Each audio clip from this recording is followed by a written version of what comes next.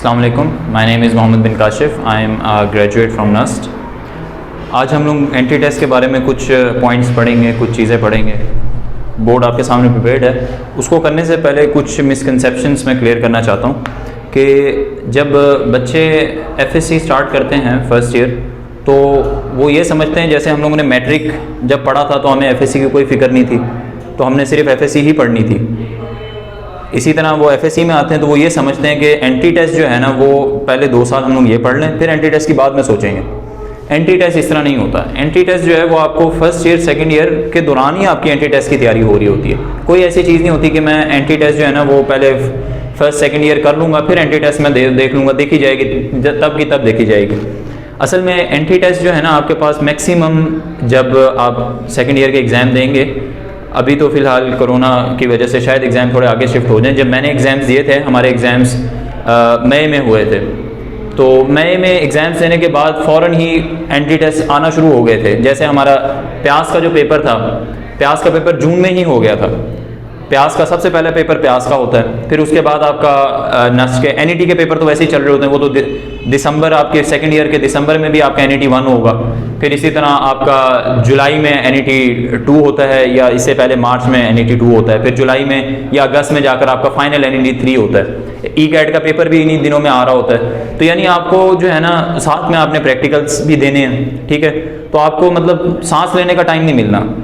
Second year के exam देते ही आपने प्रैक्टिकल्स की तैयारी भी शुरू कर देनी है, साथ साथ आपने एंट्री टेस्ट की तैयारी भी करनी है। तैयारी के दौरान ही आपके एंट्री टेस्ट के एग्जाम आना शुरू हो जाएंगे।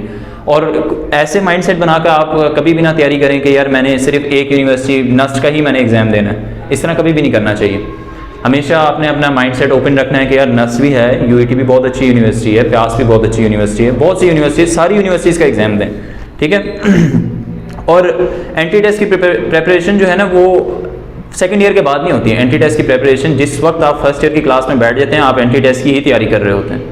और उसके साथ साथ छोटी छोटी, जैसे अब आपकी आदत बन चुकी होगी, 8th क्लास में तो अलाउड नहीं था, 9th 10th में कैलकुलेटर अलाउड होता है, तो बच्चे बहुत ज़्यादा कैलकुलेटर पर डिपेंडेंट हो जाते हैं। वो जो 1+2 को भी ना कैलकुलेटर में कन्फर्म करके वो लिखते हैं। तो ये बहुत गंदी आदत है। इससे नुकसान क्या होता है, एंट्री टेस्ट में आपको कैलकुलेटर अलाउड नहीं होता। एंट्री टेस्ट में आपने फ़ौरन खुद ही अपने हाथों से कैलकुलेट, वो इतनी मुश्किल कैलकुलेशन नहीं होती, बड़े से ना, जैसे अब कोई इस तरह का आ जाएगा, इतना सा वो लिख के दे देंगे आपको कि ठीक है 1.6 × 10⁻20, ठीक है, डिवाइडेड बाय समझो आपके पास 30 है, ठीक है। अब ये इतनी बड़ी, अब आप तो समझो ये तो हो ही नहीं सकता ना।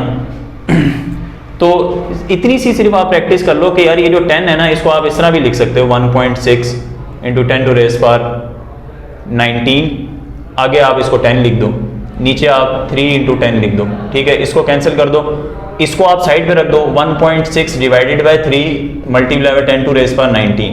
1.6 को 3 से डिवाइड करो, मल्टीप्लाई बाय 10⁻19 जो है उसको बाद में आप आंसर के साथ लिख देना।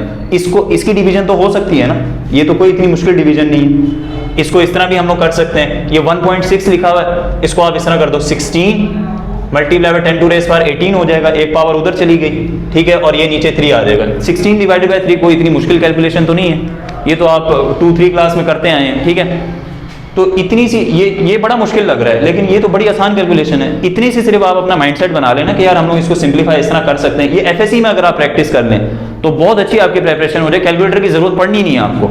एफएससी के शायद कुछ सवाल होंगे, चलो बंदा समझ जाता है कि साइन 59 जो है, ठीक है, ये 60 के करीब है ना, तो ये तो बंदा गैस भी कर सकता है, ठीक है। साइन 60 क्या होता है, 1/2 होता है आपके पास, ठीक है। तो आप गैस कर सकते हो कि यार 1/2 0.5 होता है, तो ये इससे छोटा ही होगा या इससे थोड़ा सा बड़ा होगा, है ना।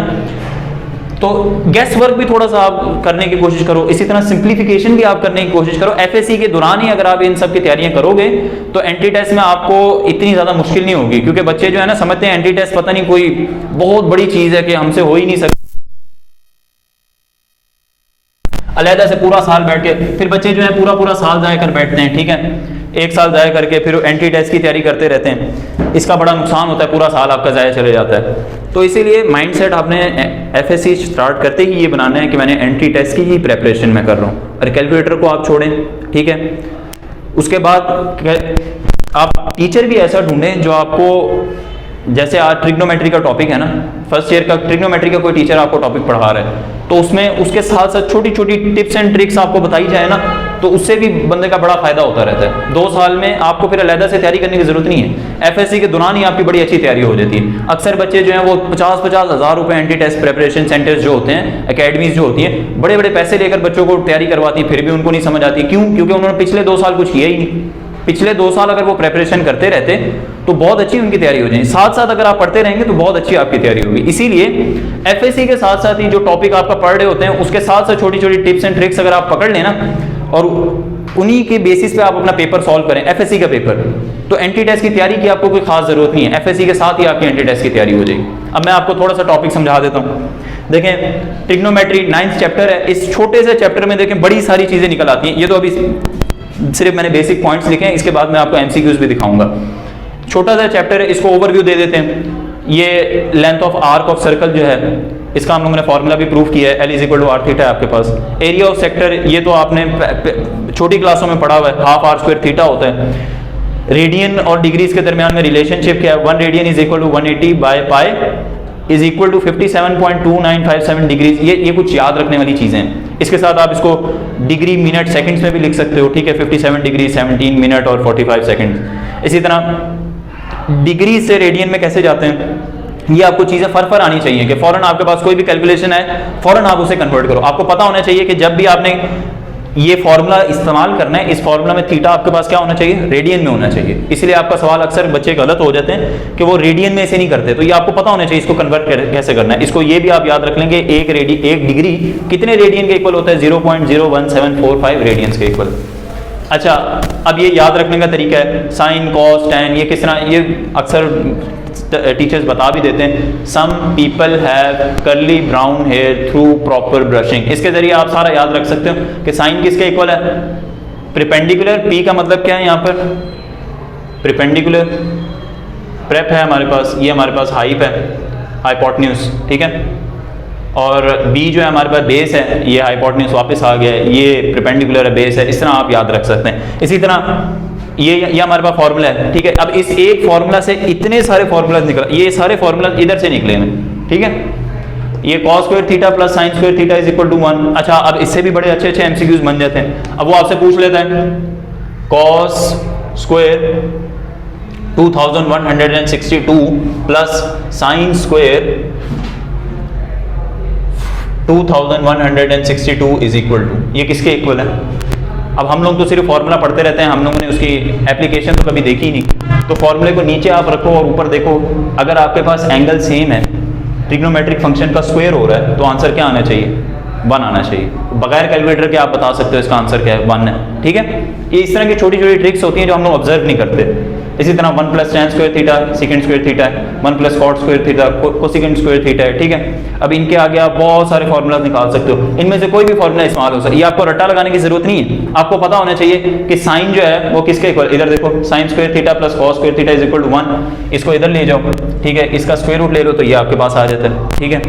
इसी तरह आपको पता है कि ये जो साइन है किसका रेसिप्रोकल है? कोसिकेंट का रेसिप्रोकल है। इसका उलट भी कर दो तो ये इसी का उलट कर दो तो क्या बन जाता है? Cosecant theta = 1/√1 - cos² theta. इसी तरह ये सारे फॉर्मूलाज भी आप इसी एक फॉर्मूला से ये सारे फॉर्मूलाज आप ड्राइव कर सकते हो। ये बाकी सारे भी इसी तरह फॉर्मूलाज ड्राइव कर सकते हैं। आगे मैं कुछ आपको इनकी एप्लीकेशंस, न्यूमेरिकल फॉर्म्स जो है नस्ट के पास एंटी टेस्ट के क्वेश्चंस हैं, ई कैट के क्वेश्चंस हैं, वो मैं आपको समझाऊंगा। Thank you.